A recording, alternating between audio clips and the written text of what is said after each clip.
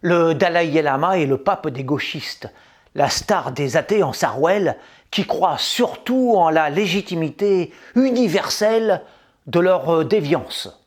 Le Tibétain en Tong est l'icône incontestée des tolérants de tout poil.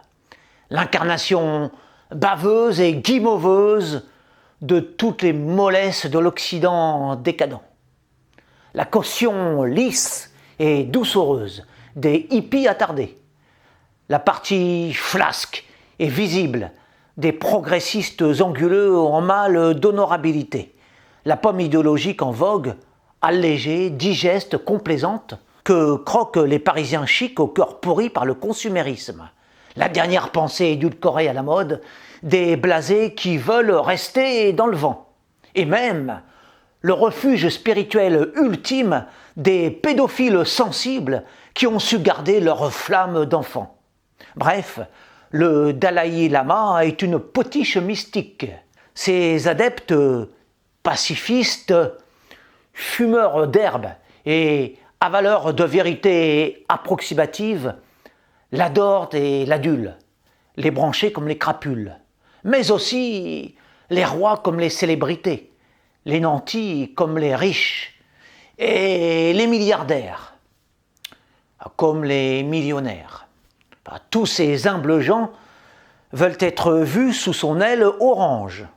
Le saint homme au sourire béat et aux dépenses discrètes est le héros de leur existence vide de sens, mais comblée d'artifice. Eux qui sont pleins aux as. Mais ne faisons surtout nulle allusion à l'argent en ces circonstances. Il serait tellement bas, vulgaire, déplacé, pour ces bobos et autres haut placés, du sommet de leur bonne conscience d'éveillés libertaires, de considérer les factures astronomiques générées par les levers dispendieux de leur soleil oriental dans ces suites hôtelières à prix royaux.